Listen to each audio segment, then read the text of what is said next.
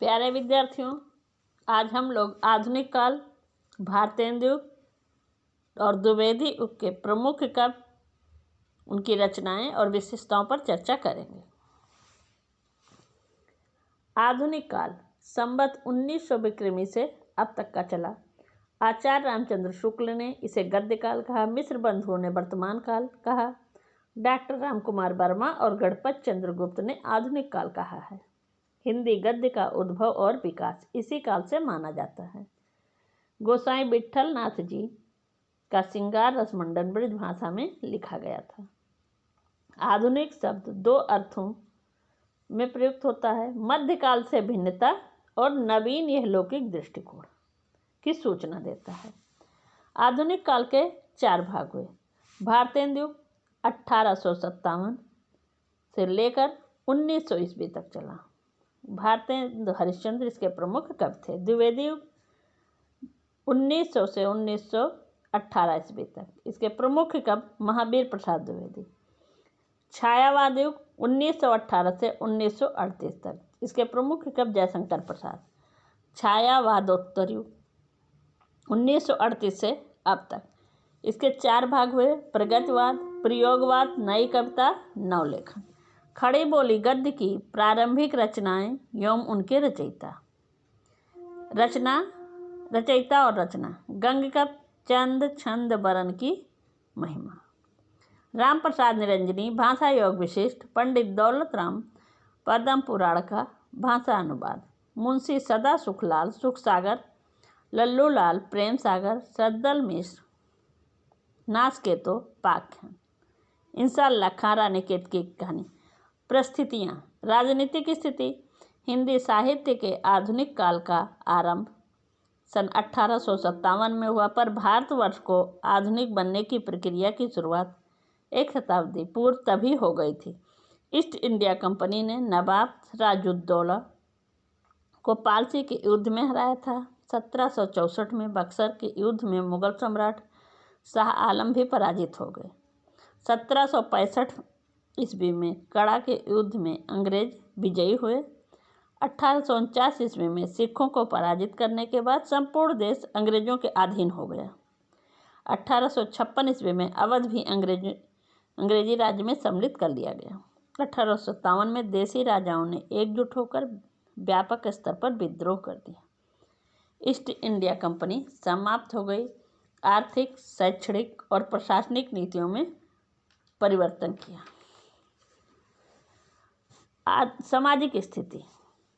आधुनिक काल के पूर्व भारतीय गांव का आर्थिक ढांचा प्रायः अपरिवर्तनशील और अस्थिर रहा। गांव अपने आप में स्वतः पूर्ण आर्थिक इकाई थे। नगर तीन तरह के थे: राजनीतिक महत्व के नगर, धार्मिक नगर और व्यापारिक महत्व। अंग्रेजी राज्य की स्थापना के साथ साथ इस देश की सामाजिक संगठना में विघटन और परिवर्तन लक्षित होने लगा।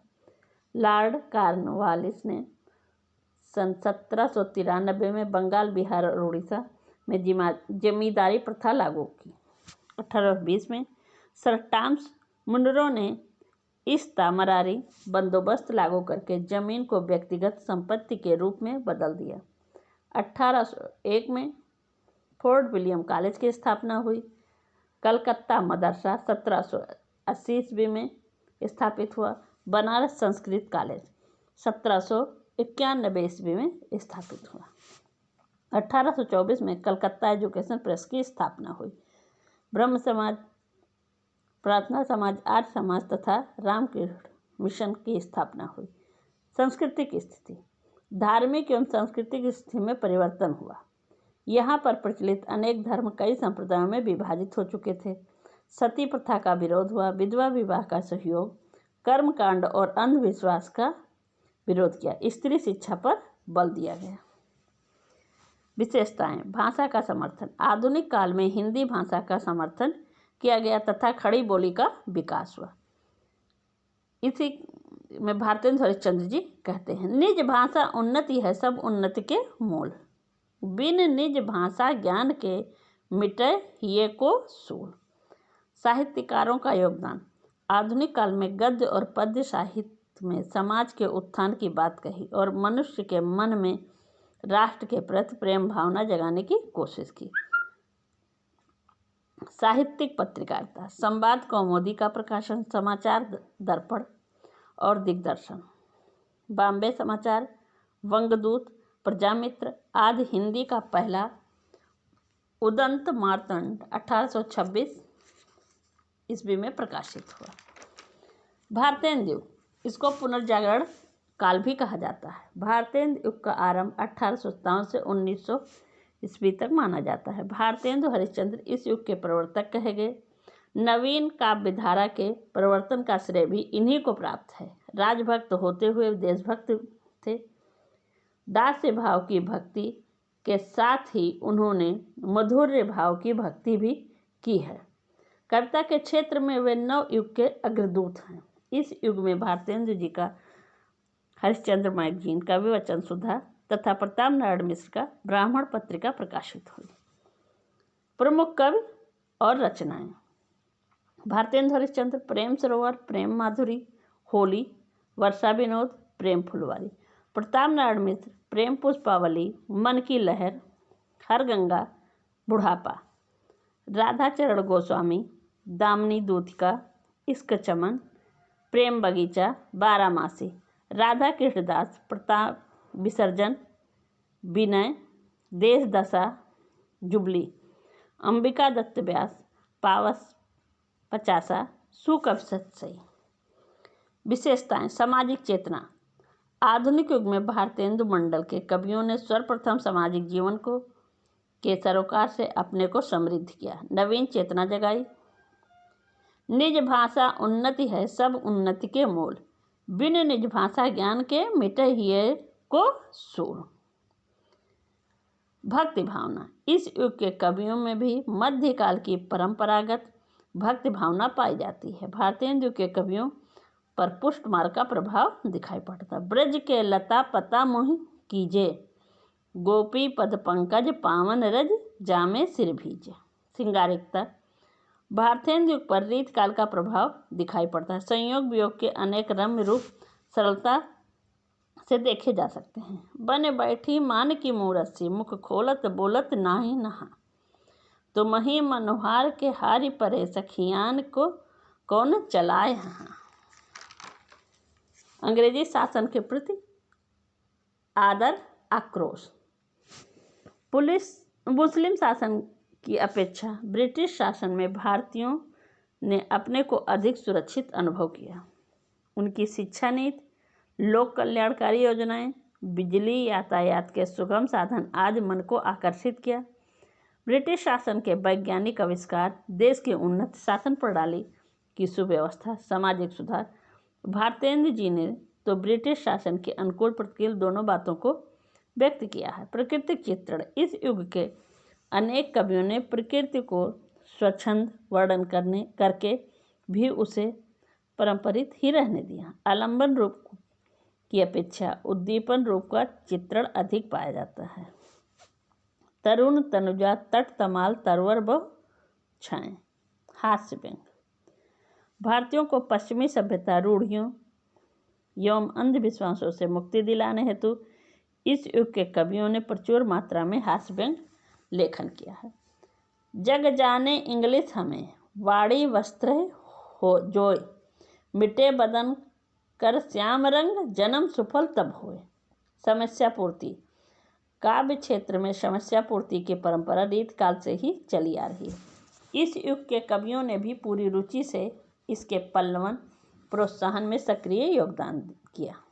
काव्य भाषा। खड़ी बोली की भरपूर वृद्धि हुई। छंदों में वार्णिक एवं मात्रिक छंदों का प्रयोग किया गया है। काव्य पर ब्रज भाषा का प्रभाव दिखाई पड़ता है। द्विवेदी युग, इसे जागरण सुधार काल भी कहा जाता है। यह युग 1900 से 1918 ईस्वी तक माना जाता है। भाषा की दृष्टि से यह युग विशेष महत्वपूर्ण है। पूर्ववर्ती युगों की ही परंपराओं एवं प्रवृत्तियों का विकास इस युग में हुआ। द्विवेदी युग आचार्य महावीर प्रसाद द्विवेदी के नाम पर पड़ा। सरस्वती पत्रिका का संपादन सन 1900 ईस्वी तथा 1903 ईस्वी में महावीर प्रसाद द्विवेदी ने सरस्वती पत्रिका के संपादक बने। इस युग के कवियों में नवजागरण राष्ट्रीयता, स्वदेश अनुराग एवं स्वदेशी भावना से परिपूर्ण है। प्रमुख कवि एवं रचनाएं।